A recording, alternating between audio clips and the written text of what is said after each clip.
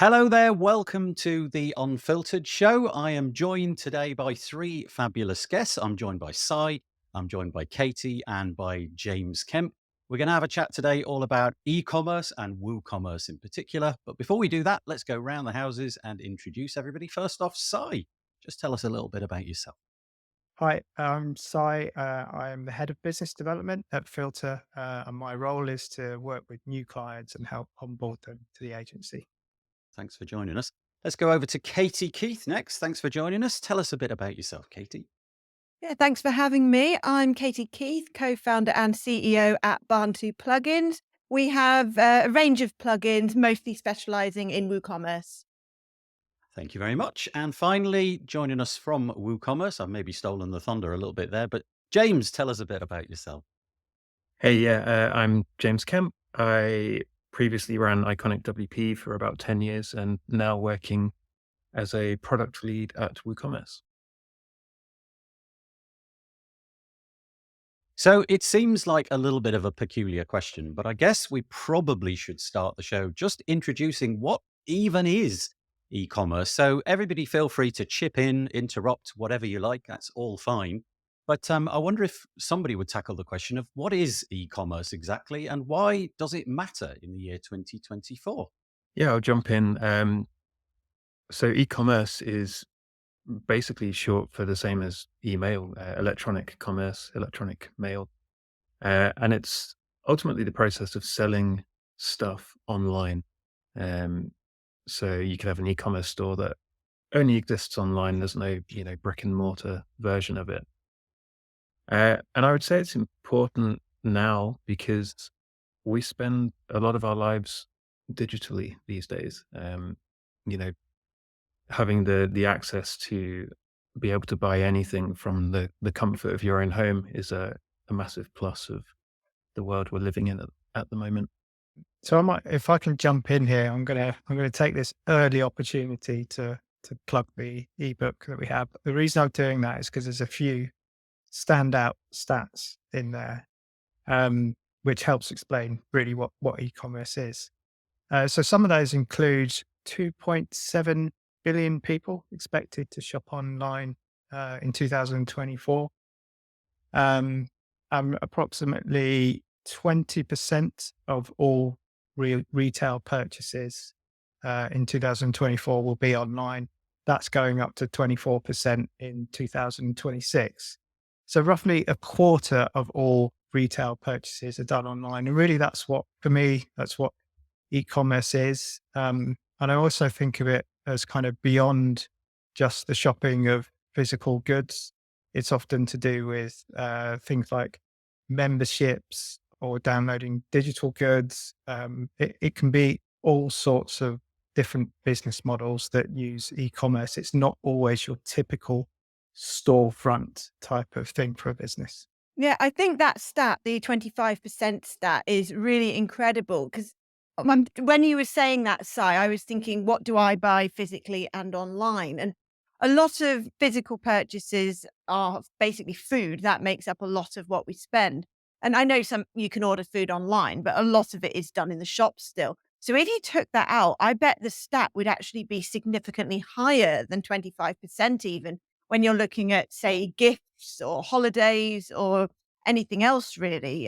So I bet if you did that, it would be a really massive statistic. So all businesses really need to be thinking about e-commerce as an option. Even local businesses often can reach much greater markets by setting up an e-commerce site because that opens them out to wherever they're able to ship to. For digital products, that's obviously global. Even for physical, that could be multinational. So what could be have been traditionally a really small local business suddenly has this global presence, or at least a potential global presence through e-commerce. Mm. Yeah, it's Uh, true. I mean, I find that a lot of businesses, whether they are sort of, like I said, kind of traditional kind of retail businesses that's selling physical goods. If you look at the other side of the market, you have lots and lots of B2B, even kind of businesses that are shifting into e-commerce models. That's the kind of area that I find particularly interesting. Subscription models and things like that are growing tremendously. So it that e-commerce touches almost every business in one way or another. I'd be kind of interested to know, just amongst the four of us, and potentially we are, we're slightly skewing what may be normal data spread across the whole population. But I'm curious to know what your position is when you buy things, whether your default these days is to go to a computer or to think, I will trundle and go off down to the high street and get that thing. Personally, every time I want to buy something, my first port of call is now a device, typically a phone. And if I can't get something in that way, then I will maybe go down to the local store. And actually, what I tend to find myself doing, even in the local store, is trying to find a better deal for the object that I'm looking at online. So let's say I'm buying a book or something, there it is, and it's £15 or something like that. I will quickly open up my phone and see if I can get it cheaper elsewhere. I don't know if that's an ideal thing to be saying, but that seems to be the way it is. So for me, purchasing online is the default, and it has been for about, I would say, 5 years or so. So let's just throw that question around all of us. Yeah, I think for me, it depends on what I'm buying. Like Katie says, if I'm doing a food shop, then I tend to I need food now. I'm going to go to the supermarket and buy some. And I think also the speed at which it can be delivered is a factor. I often have weekend projects where I need to get a drill or something. So I'll have a look online, see, find the product that I want and find which store locally to me has it in stock. Or Amazon do pretty quick delivery, but usually I kind of, if I want it the same day, I will find the best deal online locally. Even, going down to the Facebook marketplace level and finding something there. But typically, if I can wait a day, then it would be Amazon. And sometimes I do go to my local bookshop and buy a book in person to kind of, if I'm buying a physical book, I prefer to do it from a local retailer. And I did actually communicate recently with my local bookshop online first to get them to pre-order the book for me, and then I went and picked it up. So yeah. I think that's Yeah. curious that you're doing what I do, but in reverse. So you're still using the website in order to get the best deal locally. So even if you don't purchase, go through the cart and finally pay and receive the goods, via the post or whatever, you're still doing that research on the website, which is the e-commerce website, to find out what the best deal is. Okay, that's interesting. Yeah, I buy everything I can online. That's been the case for many years, but especially since I moved to the island of Mallorca in Spain 2 years ago, because I didn't know where to buy anything. And so online became a lot easier. When you change countries, you don't know the names of shops. Like you might want to go to the hardware store or something, but you just don't know the name of it in Spain or even what to search for. But if you go online, then it's easy. And so I've increased my online spending a lot because of that. And very gradually discovering local shops, but it's not important as much as it otherwise would have been. But yeah, I have noticed things like local bookshops having more of an online presence. Like I wanted to buy a random book about the Lake District in England for my father-in-law and managed to order it online from Spain from a bookshop that's local to him. And in the past, I would never have had access to this very small print run local book for a very specific part of England that wouldn't be sold anywhere else in the world. But I did find it online and ordered it for him. So it does help with local shopping too. I think for me, probably 5% of my purchases are offline. Everything's online. Even down when you think about it, I might spend a few pounds in a restaurant or a bar, but a lot of bars even these days, the one I might go to in the middle of Brighton, you order from the order app. Yeah, you're using an application even then, so you're kind of transacting through e-commerce even when you're out sat in the place that you're eating or drinking. So yeah, I'll just buy everything online. It's just the habit, my habits, the way I work.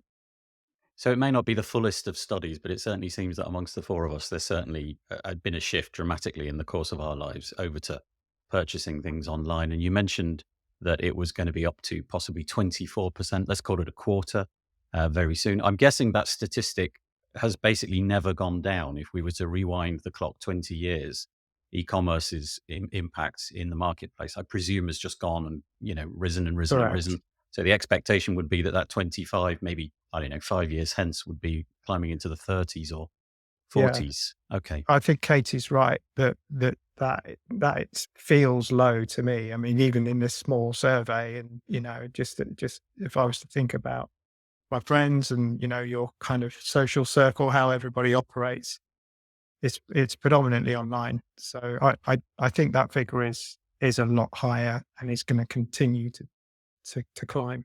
I'd expect in 2020 that it was probably higher because Oh, I you weren't see. allowed Yeah. out.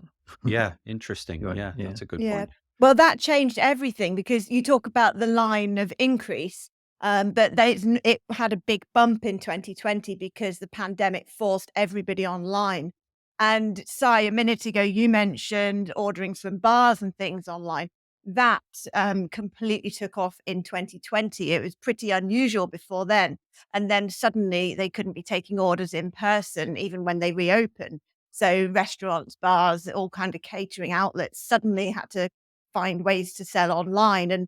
And both James and I were running plugin companies that had plugins that catered to that market at the time. And we had massive increases in sales, didn't we? Right. Because of restaurants in particular that needed to start taking orders. And so there was a big bump then. But anything that's a decrease since is really just a correction to where it would have been. And it's probably still higher than where it would have been with no pandemic because it just forced us to change our habits, didn't it? Yeah, it took a lot of people online at that time as well. So you would have seen an increase and then it probably stabilized and then carried on increasing, I would imagine. I guess we're in this perfect storm of devices coming along that enable all of this. So, we've got powerful phones that enable us to fully browse the web. We've got payment solutions which can really securely keep hold of your credit card details and have them on tap so that you don't have to enter those annoying 16-digit numbers. You just click a button or simply stare at the phone, and that's enough to authorize who you are. So it's this perfect concoction of technology, not just on the e-commerce side of things, but on the consumer end of things, where it's just so easy to, well, buy anything you want at any time of day, wherever you may happen to be. And it's pretty incredible, really, and only set to rise. Okay, the next thing that we're going to dwell on is what are some of the most common challenges when it comes to e-commerce. I'm sure that we've had challenges buying things online, but no doubt there are challenges on the other end as well, setting up a store and managing stock and all of those kind of things. So let's just get into any of that. What are the challenges that you guys have found when trying to create an online presence, an e-commerce store, shop, whatever you want to call it? I can start with this one. I think so. For us as a development agency, we would clients would normally come to us with a number of challenges, and if we just step back and ask ourselves, so why can't they just crack on and open a shop online or Shopify store or WordPress store and just get going? So most people do. I think that those kind of like self-build stores account for the largest chunk of the market by far. But when a client comes to an agency, it's normally because there is a challenge. Like that's the whole reason they've come to us, because setting up a store on their own is more complex than they might imagine. So there is usually one or two major things in there that kind of triggers their decision to come and work with someone like us. So I would say things like the technical complexity or integrations with third party platforms, or perhaps the business model is slightly unusual. So there might be, it might be an e-commerce store that requires some sort of login facility, or that it's, has price changes depending on who the buyer is, whether they're a member or not. Perhaps it's international, maybe in different currencies and so on and so forth. So it's these kind of projects normally come on board with a number of things that we need to look at. So we are one of the things I wanted to sort of mention is that we're WooCommerce, we're e-commerce specialists in that particular platform. So there are other platforms out there, but this whole group and the understanding of this podcast in particular is that, the audience are interested in WooCommerce. So I kind of wanted to get it out there that there are other platforms that people can choose. There are other things that you can build e-commerce stores on fairly rapidly without much help. The thing about Woo and why I find it helpful for projects of particular complexity is how adaptable it is, how open it is, how accessible it is in terms of creating, either finding plugins from the vast plugin market or creating like applications or API bridges to different software, that kind of thing. So yeah, the challenges are vast, but it usually comes down to kind of technicality, the technical part of it. Integration probably stands out as one of the main things for me. So do your clients come to Filter because essentially, although WooCommerce is accessible, it's free to download, fairly straightforward to get started, your kind of raison d'etre there is to satisfy something a little bit more complicated. Maybe they've got some specific requirement that they just need, which is unique to them, and there may not be an off the peg plugin or something to deal with that. And that's where you position yourself. The agency will tackle those implementations for that one particular client, getting them exactly what they need. Yeah, correct. Okay. Yeah. So most of our clients are e-commerce is only one of their revenue streams. Perhaps, we have a few where it's their primary revenue stream, but some are businesses that just have e-commerce as a part of what they're doing, which implies that the e-commerce solution kind of needs to suit and fit into their tech stack that they already have. It needs to fit into how their publishing team work, etc., how their brand looks and feels. So going off and just spinning up a kind of isolated e-commerce store isn't really a viable option. It needs to really like smoothly integrate with what they've got.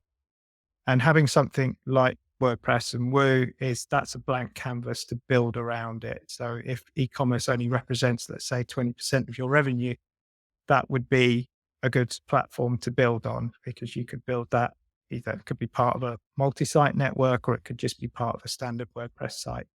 Yeah, I think there's a few different challenges, and it depends who you are in the mix of creating the e-commerce site. So you could be a merchant, and I think a lot of the e-commerce platforms available allow a merchant to come in and set up their own store. And when you look at something like WooCommerce, there's a bit more complexity there because some of the other platforms will kind of hold your hand through the process. Whereas WooCommerce is a bit more open and allows you to kind of choose your own path to setting it up. And there's been solutions around how to navigate that in like a more managed setting, like WooExpress that came out recently, to kind of smooth that process of getting a store online as a merchant. So I think you'll find like people who choose WooCommerce are typically like builders. They have some technical ability, because there's things you need to know, like how to set up a server, like how to actually install WooCommerce. And one of the things that we're doing is trying to make that process as smooth as possible, even for a merchant to do. And I think, yeah, like the some of the complexity can come around the specific functionality that a merchant might want, which typically with WooCommerce, there's a plugin for everything. So in most cases, you'd be able to create any kind of e-commerce site utilizing third-party plugins.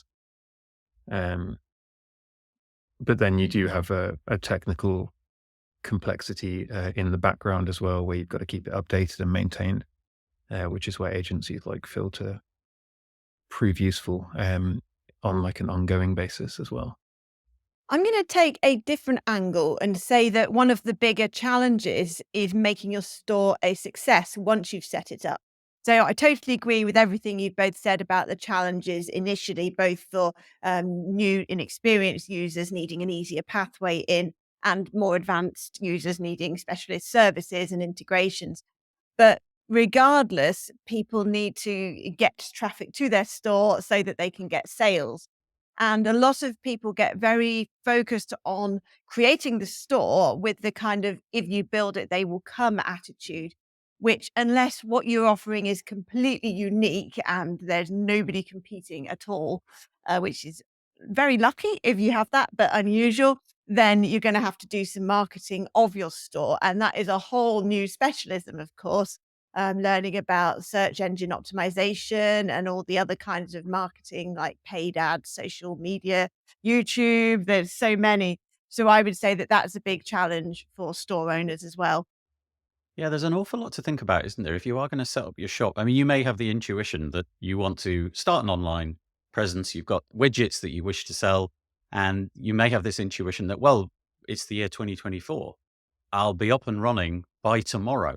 And of course, I'm sure in some capacity you could be up and running by tomorrow. But as Katie's just alluded to, there's an awful lot more going into this than just launching with the the platform of choice. We're going to dwell on WooCommerce a lot today, I think. But if you went with one of the commercial rivals, you could be up and running. But there's all of the technical things that you've got to think about, the SEO, the customization to make it look like your brand. There's all the sort of user experience. How do you want them to, travel through the cart experience? How do you want them to make the purchase, the marketing, the promotion, inventory? We've got listed down here: inventory management, fulfillment, customer support, data security. I mean, the list goes on and on and on.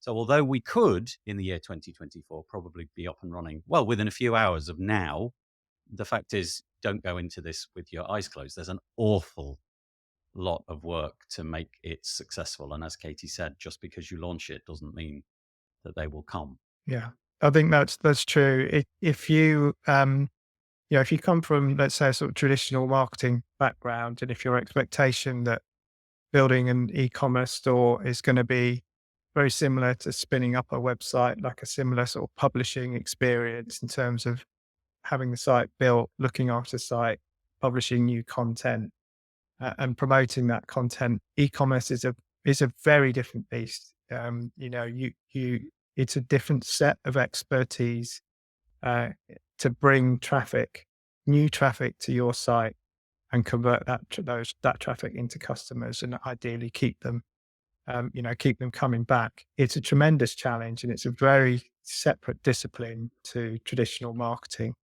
And I think that those people that invest their time to learn that particular kind of discipline, that it really pays for them. There are, some brilliant sort of experts in that field in terms of getting the most out of e-commerce stores. I think for us, that to some degree, we kind of stay in our lane as the builders of the platform and kind of react to the demands of the customer. There are things that we can do to suggest better workflows, better UX, easier user journeys to keep people engaged with the site, or to boost conversions a little bit more. But ultimately, that driving of traffic to a website is absolutely vital. I wonder if Katie or James or Sai, in fact, I wonder if, well, this is maybe not a statistic we want to promote particularly, but I'd be curious. I wonder what the sort of first year failure rate is, because we're, in the bricks and mortar world, we're always told that, I don't know, 50%, 60% of stores that launch in the real world, the majority of them are gone within a year or 2 years. And I don't know what the case is with e-commerce, whether or not most businesses are successful or the challenges that we've just talked about are insurmountable. Um, very briefly, Katie or James or Sai, anything on that? Well, Yeah, my I mean, instinct is that it would be a higher success rate than bricks and mortar, because typically there is a lower amount of investment and ongoing time with an e-commerce store. So you might launch a store and it doesn't get any customers, but you leave it online. It doesn't cost that much to keep it online once you've got it. Whereas with a traditional shop, if the customers aren't coming in, then you're not just going to sit there all day, every day in your shop, are you? You can't really do anything else.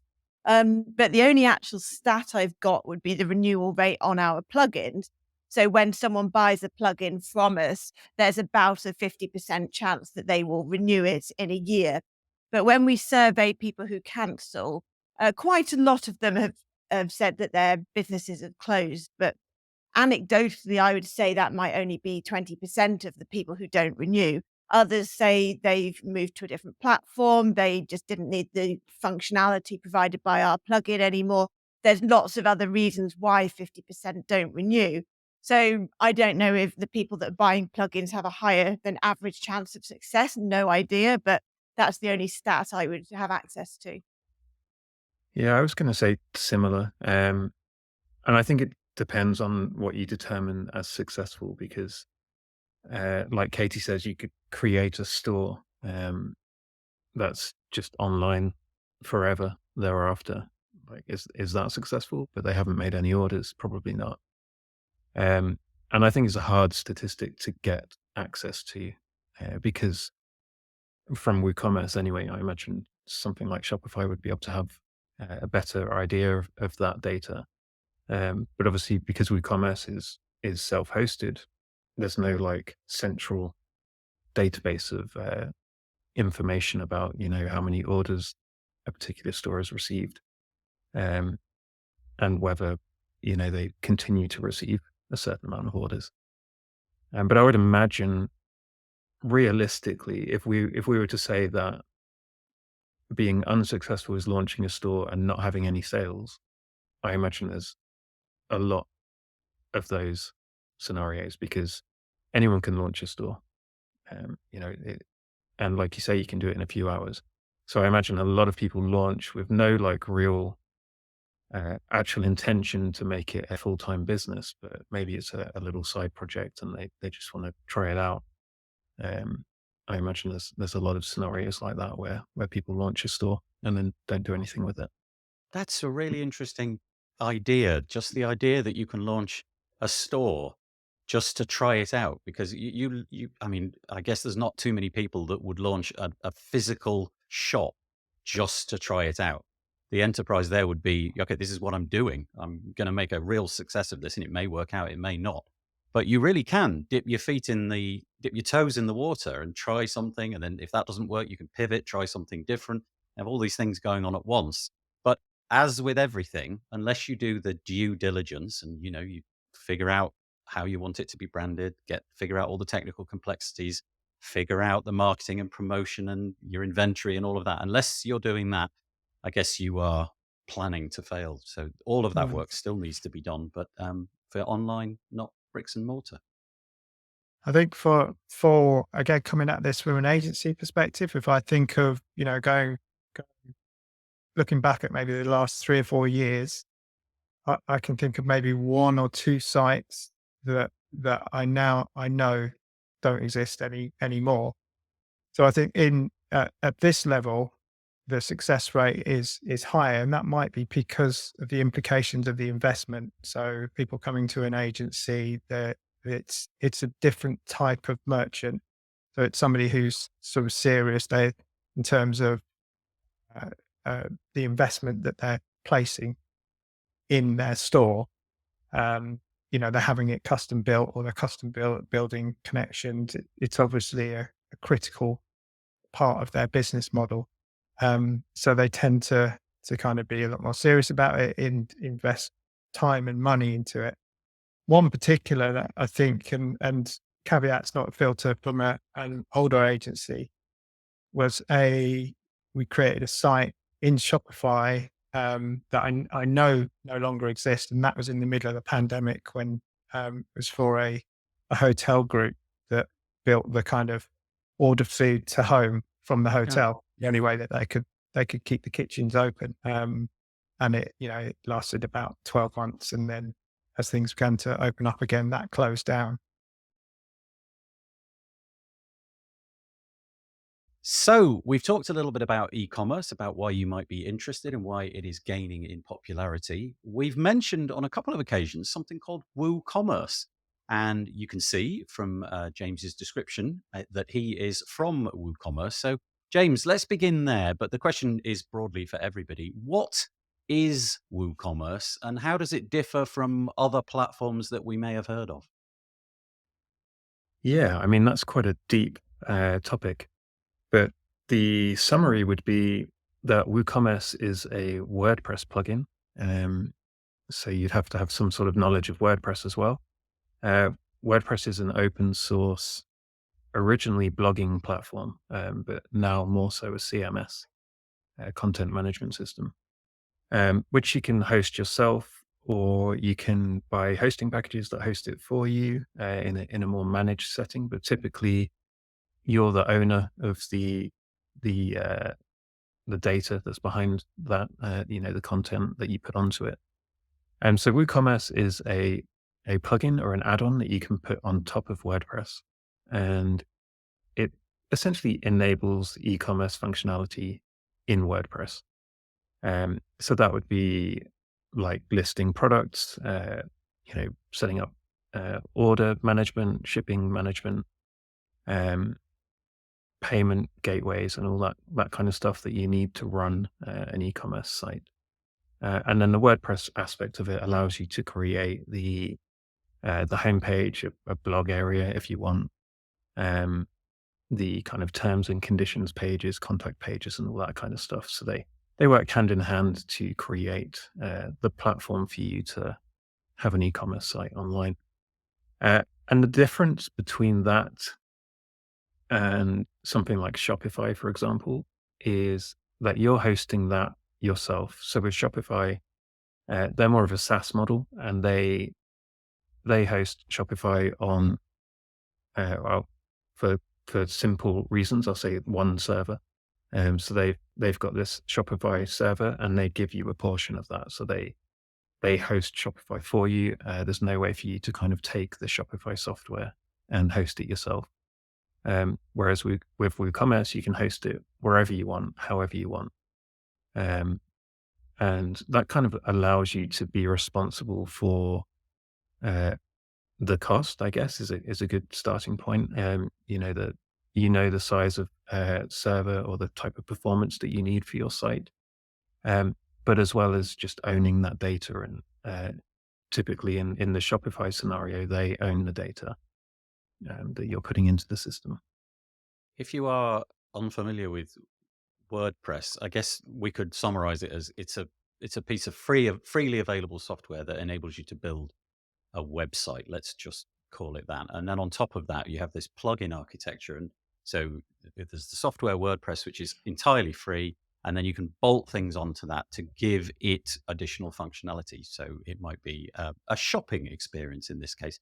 And I guess it's important to say that WooCommerce is free also. So the entire stack of software comes with no cost. That doesn't mean it is free entirely, because as you said, there's servers to be managed and things like that. But you can get everything up and running for no cost for the software. But then there's all the different bits and pieces that you would add on to increase the functionality. Is it fair to say, James, that WooCommerce out of the box, the vanilla version that you would download for free, it's got a fairly straightforward set of capabilities. It's not going to do everything in a bespoke way. And I guess that's where Katie with Barn2 Plugins and your previous offering over at Iconic, that's where you were. That was the space that you were in, making it do all of the different bits and pieces that you might need it to do. Yeah, exactly that. And that's kind of the beauty of WooCommerce, really, is you have this free software in the background that can do quite a lot of things. Like you could easily run a store with just, basic WooCommerce. But if you have anything more technical in terms of your requirements, then yeah, you can extend WooCommerce. Uh, Typically, I mean, there's free extensions and there's premium extensions. Um, Typically, if you want something like product subscriptions, you would buy a premium extension that offers that functionality on top of WooCommerce. Or you might go to an agency like Filter and have something custom created for you that does something very specific to you. And that type of thing is harder to do on closed platforms, which would be, not open source, not free platforms. And that's because the code is available for developers such as Katie's company or James, you, or obviously Sai with the agency. That code is freely available. Everybody can inspect it. And so if you have the technical capabilities, if you are, let's call you a developer, if you're a developer, you can build on top of WooCommerce and build anything you like. Whereas the Shopify side of things, I guess that's a little bit more closed. They probably guard their code a little bit more carefully. So building things on top of it is a little bit more challenging, I would have thought. Katie, let's just throw it over to you. That's what you do, right? Your business is to add functionality on top of the free version of WooCommerce. Have I encapsulated that about right? Is that what Barn2 plugins do? Yeah, absolutely. And the free version is actually very comprehensive. You can do all sorts. You can create multiple types of products, add variation options to them. It's got payment gateways that you can add for free. It's got pretty comprehensive shipping options, taxes, tons of stuff like that that you get in the free WooCommerce. So my company focuses on enhancing that for people with specific needs. So I suppose one example is that WooCommerce itself tends to have a standard layout for your shop page, say, and we've got plugins that might change that into a different layout that's more optimized for certain types of products, for example, and enhancing specific features for people with more specific needs. But the base WooCommerce is actually very comprehensive. And for new stores starting out, as you say, you could actually run it just with WooCommerce for free, so that all you pay for is your website address and your hosting. And then as your needs evolve in the future, then you could be looking at plugins that would meet specific problems or allow you to increase your sales by improving the user experience or something like that. So your plugins allow somebody with limited technical capability, but they know they would like their store to be adapted in some way. They come and they buy, let's say, an annual license or a monthly. I'm not quite sure how the pricing works, but they buy something at a fairly low cost, which enables them to do this one extra thing. And then if they want something else, they can come back and get another plugin.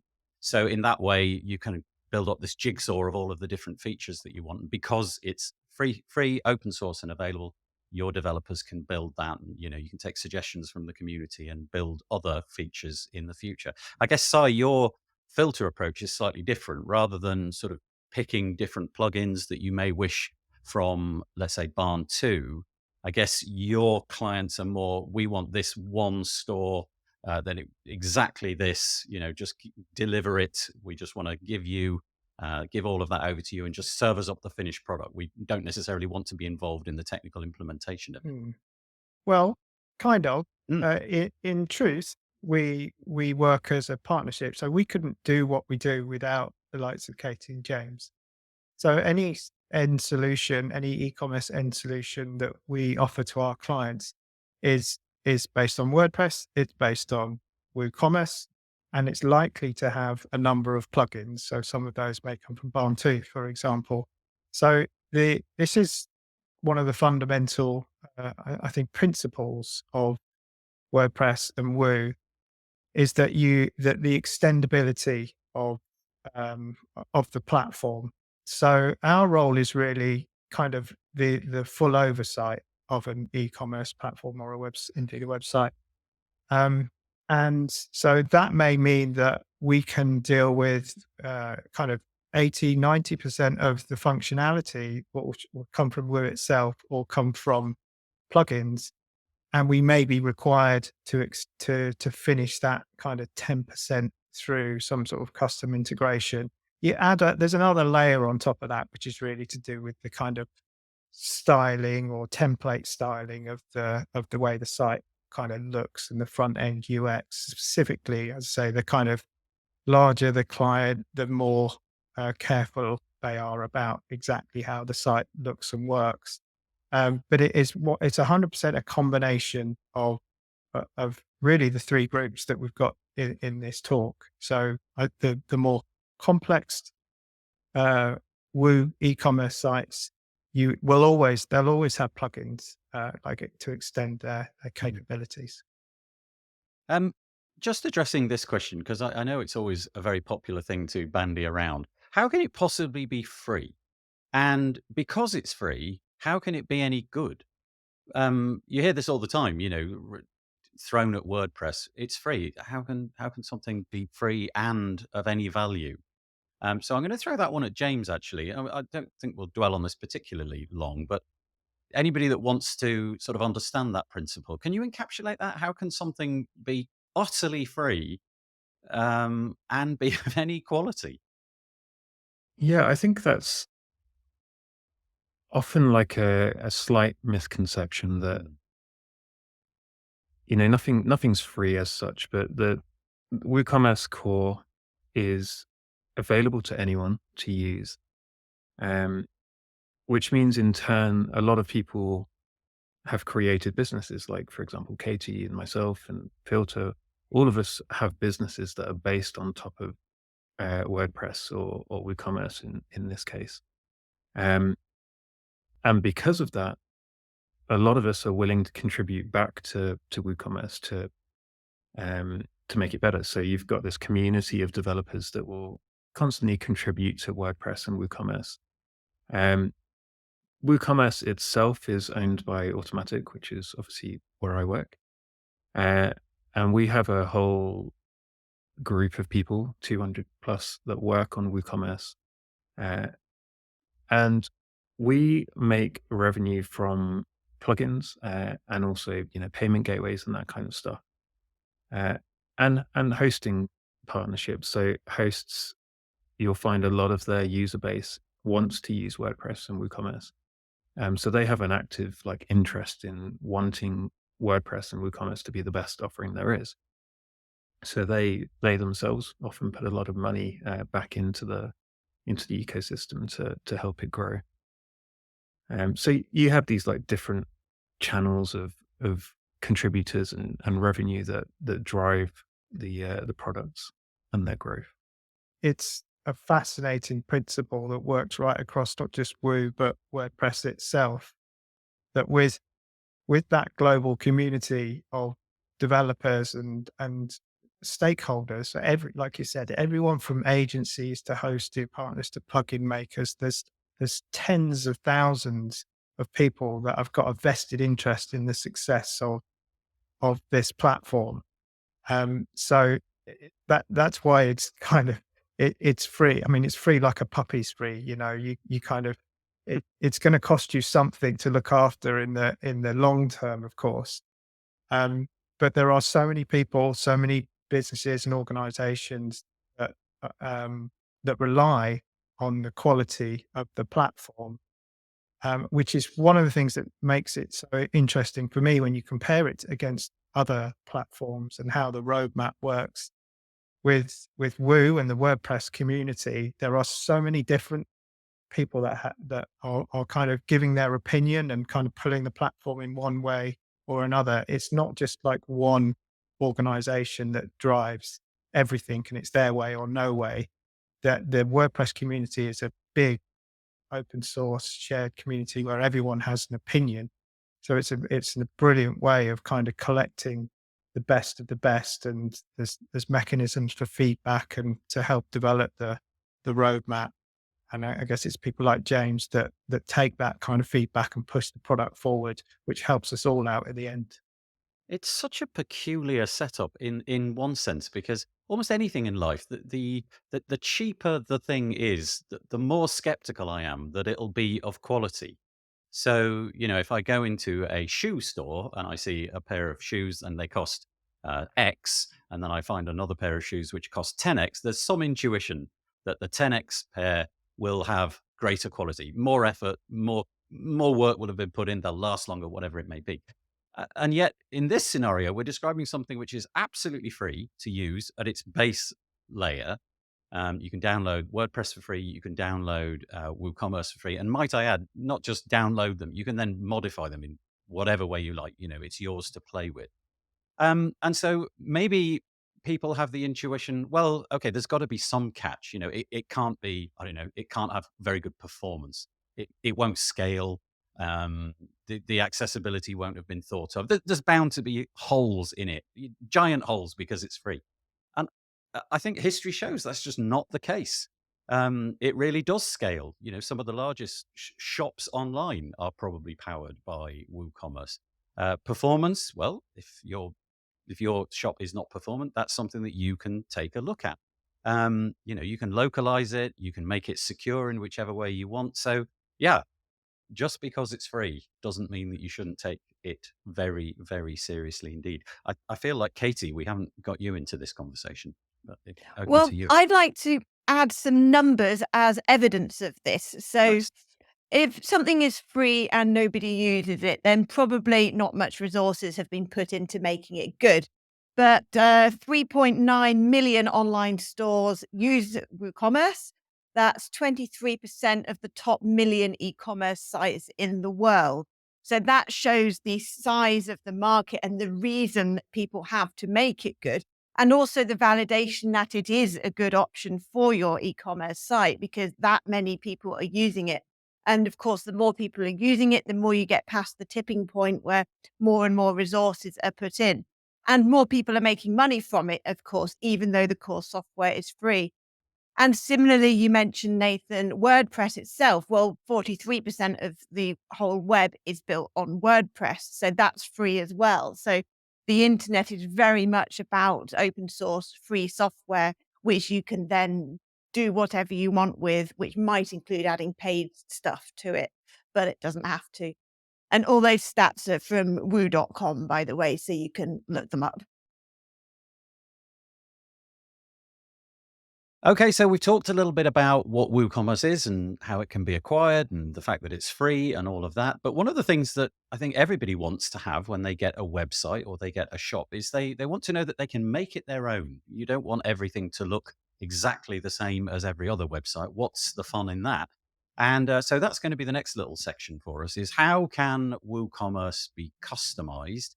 And we can get into this from all sorts of different angles. Obviously, Katie has a whole suite of different products which you could talk about, which enable us to customize it. But yeah, over to you. What are some of the benefits in terms of customization? That could be back end, front end, whatever you want to go.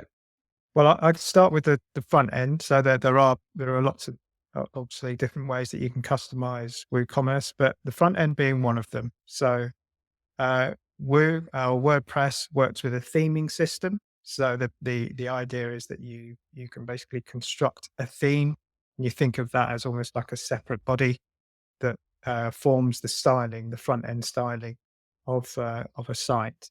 The way it looks and feels, its colors, its typography, branding, etc. So you through just WordPress and Woo, you have options to be able to kind of, if you were a non-developer, you could pretty much build a site, you could brand it to a decent level, and it would be good to go. It would be, you could take that to market. If, like I said before, if you want to kind of take that a step further and you've got let's say, a sort of more established organization that has a look and feel, and you really, really need to match the existing styling, then you can have the front end. You have an agency like Filter build out that front end for you.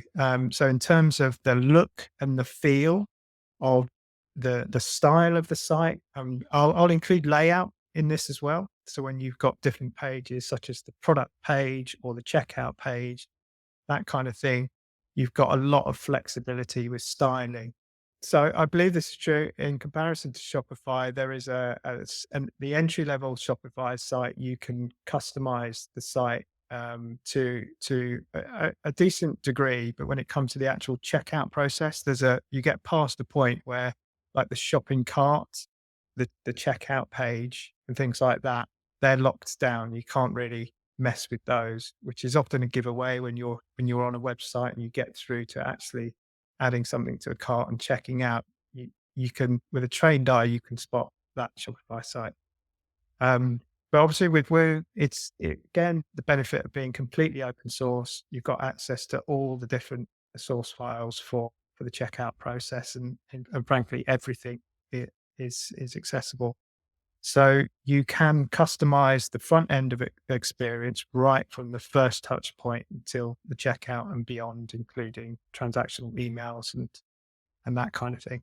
So it's highly adaptable.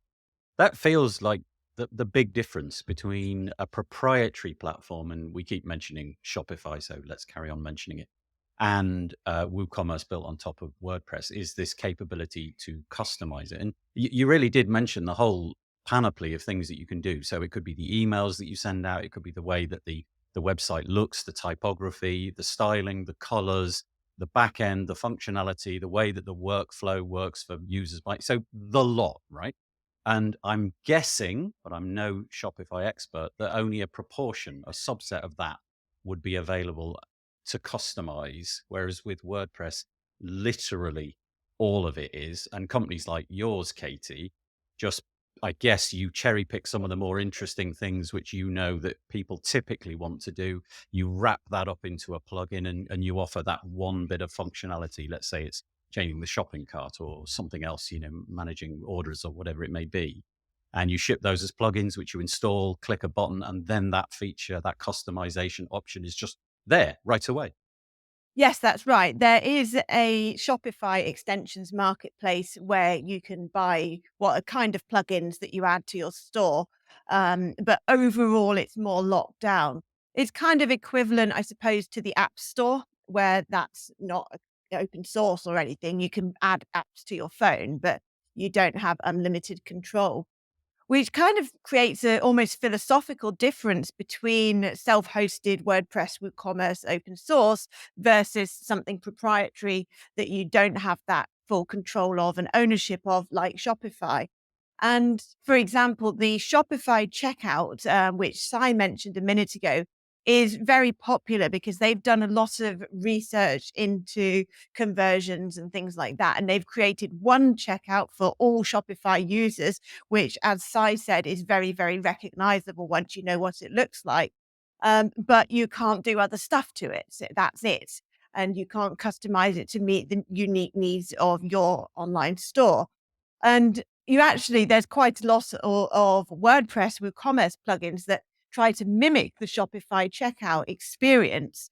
I think James wrote one called Flux Checkout, for example, with Iconic, which kind of brings the Shopify experience to WooCommerce, but with the added flexibility that you don't get with Shopify. So you kind of can get the best of both worlds that way.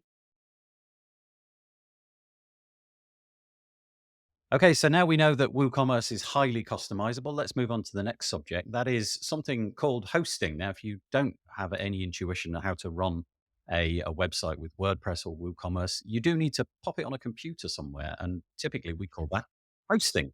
And so this is a component which you may not have to get involved with a, say, Shopify or a SaaS option, because you pay your monthly fee and they will take care of that, as James described earlier. With WooCommerce, you will need to put the software somewhere. So you'll have to purchase some hosting option.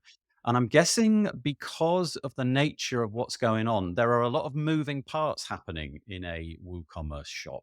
And I'm imagining that the hosting can be a bit of a thorny thing. So the question is simply, what are the different options that are out there when you're trying to launch a WooCommerce shop? How can it be done? What are the different offerings? Well, I'll start with the first one, and I'm sure James has got the answer to the second one. So the first one would be managed WordPress hosting. So there are a lot of hosting companies out there that specialize in WordPress, and some of those, like WP Engine, for example, have a very specific WooCommerce product.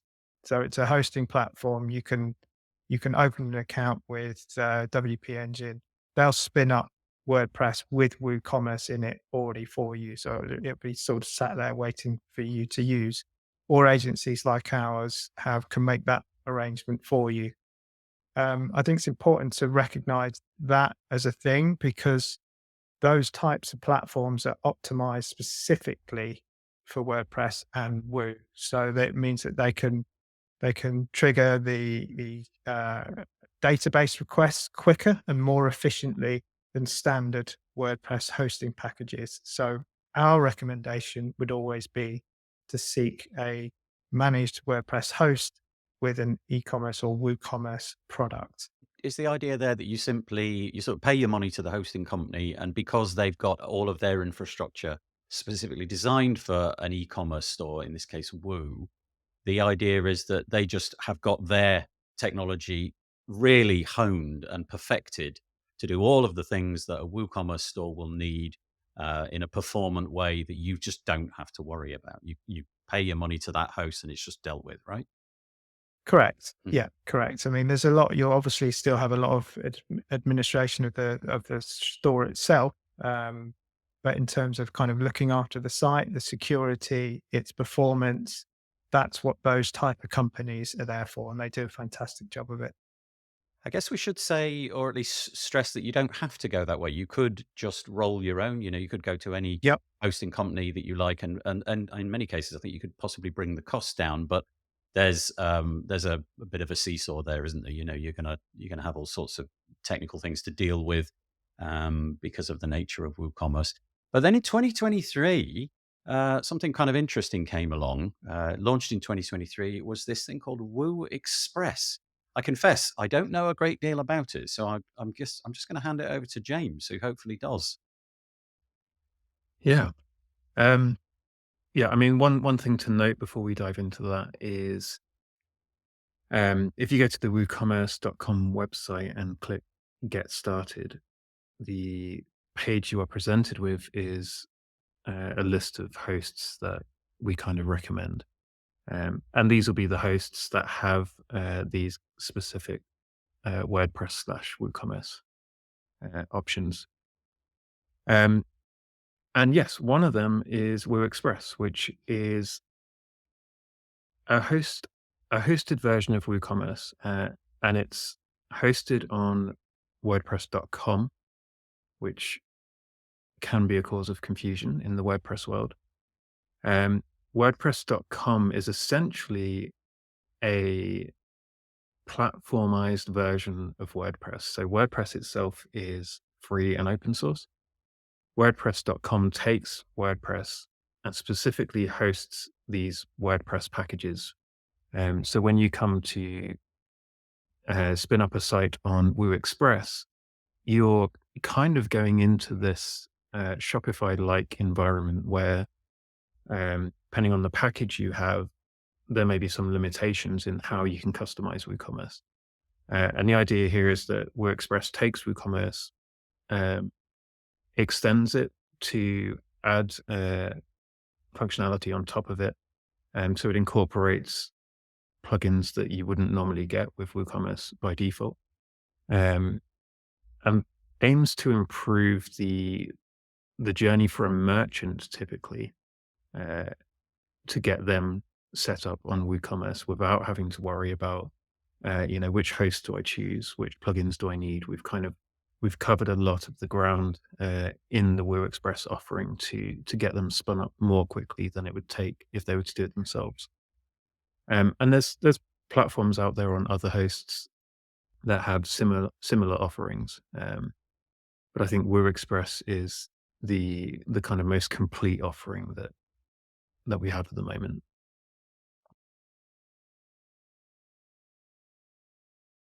Okay, so let's move on to the next subject. We would all like to know what the future is. I'm sure that would make us all extremely happy, but that's what we're going to spend the next few minutes thinking about, the future of e-commerce. I don't know if any of you have got any intuitions. We did mention a little bit earlier in the show the fact that e-commerce is on the rise. More and more people are spending their money online, so perhaps we can be sure of that. But aside from that, do any of you have any interesting intuitions as to what may well be the case, the stakes, the different offerings that are coming down the pike in the next year or so? Over to you. Well, it has Yeah. to be AI, doesn't it?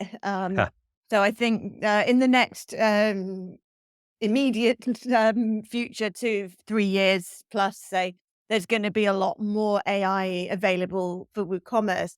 That will be back-end stuff to help you automate the running of your store, which might be product creation and updates. It might be data analysis, so you can see how your store's performing and get AI to analyze that, things like that. Hopefully lots of stuff in WooCommerce itself, and I'm sure there'll be lots of plugins as well. And then in addition, I expect to see front end AI, things like shopping, like chatbot things to help you know what to buy, and things like that from the customer's perspective as well. So that's going to be the most obvious change, I would say. I have a really limited experience with AI inside of WordPress. The only real things that I've touched is perhaps an assistance with content creation. So, I give it a prompt and it comes up with a blog post for me, something like that. But from the sounds of it, there's all sorts of ways, especially on the data side of things that you've just mentioned, Katie, that could make AI really useful, because presumably when you switch off your computer at night and you downtime for 12 hours, at the moment, nobody's doing any kind of analysis on your store. But what you're saying is that in the future, it may be that the AI could potentially be, I don't know, A/B testing things in your absence, or trying to figure out, okay, this seems to be selling. Let's take that from an item at the bottom of the page and let's just push it right to the top because it's red hot at the moment. Who knows why? So those kind of things, and it seems that that's a real possibility. So anybody else want to jump in on the AI thing? I was going to say, I think the hardest thing with AI at the moment is how to deliver it to people. There's a cost involved in kind of requesting information from AI. At the moment, we're limited to certain services. So there's like OpenAI, which have an API that you can interact with, but obviously you pay to interact with them. So I think in the future, as AI improves, there will be the opportunity to host that yourself. I mean, that already exists to a degree, but it's very resource intensive. And I think as time goes by, I think it will become a lot easier to host AI models yourself, which will open up like a bit more flexibility in what can be done with AI and how it's delivered. But yeah, definitely AI is the big thing at the moment. And I kind of want to see it less like here's an AI feature that you can have, and more like here's a feature that you can have which happens to use AI. I think that's the best approach that we need to look at taking. One of the things that I think AI is incredibly good at, but maybe it's underused at the moment. Everybody seems to be creating fun images and writing lengthy blog posts.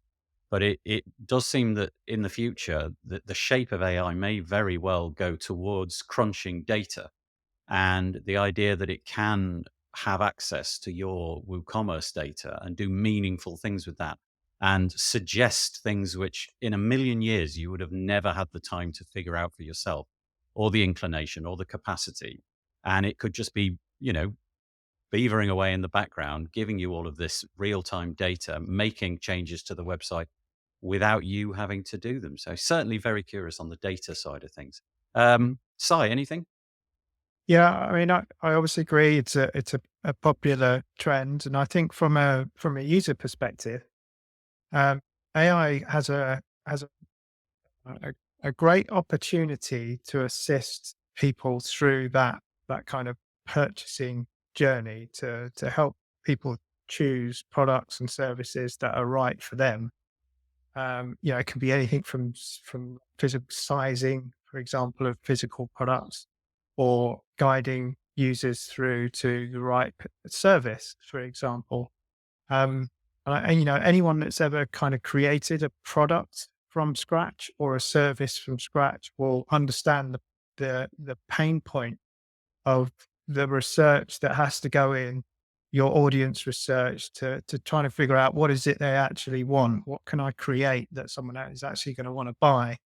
And the idea that AI can assist us through this process, assist somebody with purchasing it, and go as far as to say, I think you alluded to earlier actually, where it might well generate a product or a group of products. It might create a combination of products that's a better fit for the buyer, for example. That kind of like assistive sort of purchasing process, um, I think is what we're going to see in the near future. I've heard some really interesting things about going beyond that, where AI becomes like a personal agent. So a little bit closer to the idea of, I don't know, Alexa, Siri, or Google, where it it's the agent is yours and it would follow you around from store to store, understanding what works for you and make purchases, sort of advise you on purchases on your behalf. So if WooCommerce can align with that and assist that kind of process, I see that coming a few years ahead. So firstly, I think it'll be store by store, offers more and more AI assistance, and then beyond that, it will go to that agent model. One of the most onerous tasks, if you do own a website, is creating the content. And I'm imagining if you're owning an e-commerce site, there's a lot of content there. You've got to give a product description. You've got to get the data right about the product, make sure that it's in stock. And if you've got any sales on, you've got to amend it. You've got to find the images, take all the photographs. And it does feel as if that process could become much more automated. So, you tell your WooCommerce shop that, okay, I've got this widget.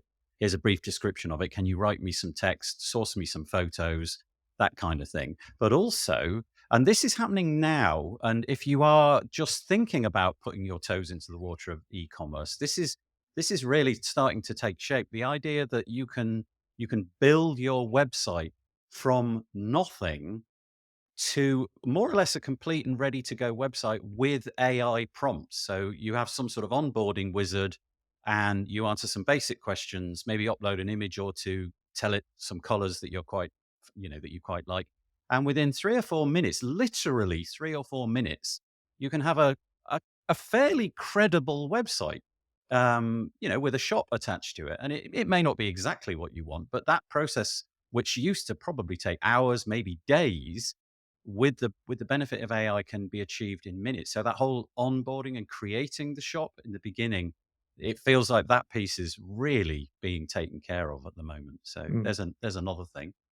So with regards to what you were saying about the kind of product descriptions and the generating a website out of a prompt, that is something that exists on WooExpress. And it's something that we're figuring out how we can port over to WooCommerce Core. It the struggle here is, as I mentioned before, like how do we deliver that to people? Because there's a cost involved for us as a company to generate that kind of information. Uh, but it's something we're working on. So the premise would be you can get AI assistance on generating your product titles, your product descriptions, which like categories that product might go into, some image editing tools like background removal and things like that.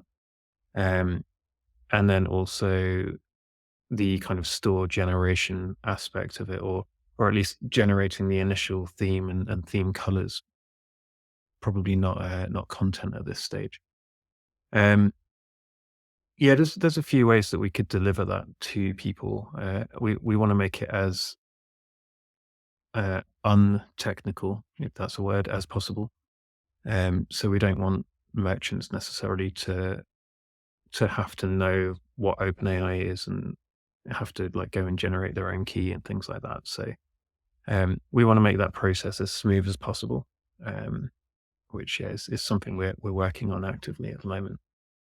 On our little notes that we've taken here, this is something I have no familiarity with at all, but I've got AR and VR.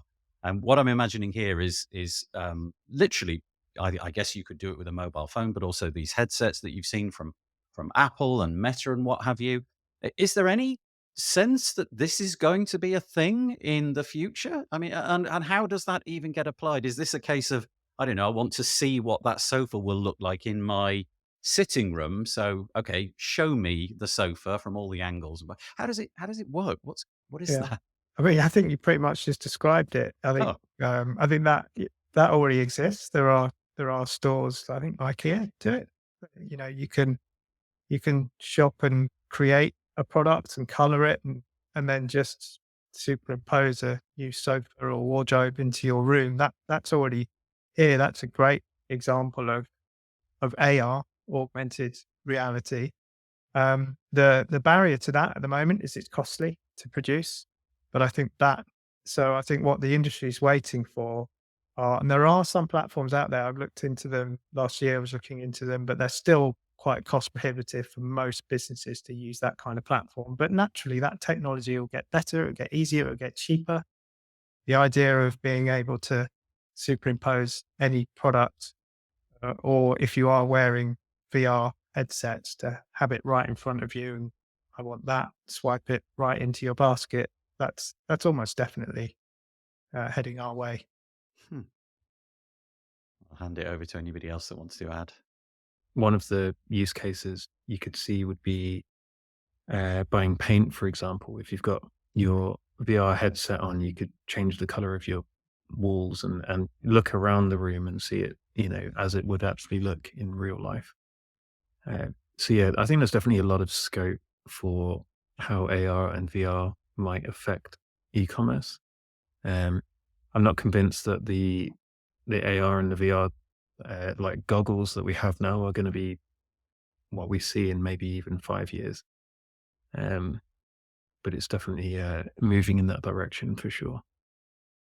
Yeah, at the moment, Um, there is an impediment, isn't there? That you're just wearing this giant thing, which really does, if you were to walk down the street with that, you really are singling yourself out as a real nerd. But if you at some point could get something more akin to what I'm wearing, just a regular pair of glasses, where there was things happening within the lenses themselves, and it didn't it didn't make you look quite so peculiar. That really would be a bit of a game changer, wouldn't it? Yeah, interesting. We've obviously got James with us, and James works for WooCommerce. And so, what better person could we have to describe some of the interesting things which are being worked on right now? You might call this a roadmap, if you like. So, James, if you are able to, and you've got any things that you can tell us about what's in store for WooCommerce in the year 2024, now's your chance. yeah, I wouldn't say it's a typical roadmap as you'd expect. Like I can't list out exact features that we're going to release, but something that we are doing is focusing on the two key areas of e-commerce, which is getting people onboarded and set up with a store, and then subsequently the store management side of things. So there's this transitional phase of the builder aspect where they're building a store, putting it all together, and then the next stage where it's the merchant typically, which is managing orders and shipping orders. So there's a clear focus on each of those areas. My specific area of focus, or I have two actually. One is AI. So I'm working with the AI team to see how we can bring AI to core in some way, in the form that I kind of mentioned earlier. And the other focus area that I have will be order management. So um, more so like UI, UX, and some functionality changes for the order management area of WooCommerce. Um, there's things like splitting order statuses versus payment statuses. At the moment, it's all one status, so you could have an order that's been paid for but hasn't been shipped yet, and there's no way to kind of determine without a massive list of all these different statuses. And so that's one of the things we'll be looking at. But yeah, a lot of UX style things on that front. I guess I should ask Katie as well, given that Katie's industry is creating plugins to enable WooCommerce itself to be extended. What have you got planned? What are some of? I mean, obviously, if we go to your website, we can see what's available right now. But do you have some roadmap items to share? Some things that you're going to be doing in 2024 as well? And this year we are focusing on improving our existing plugins because we had too many. I kept finding new ideas. There's so many gaps in WooCommerce for new plugins, and we ended up with 24 premium plugins, and it was just too much.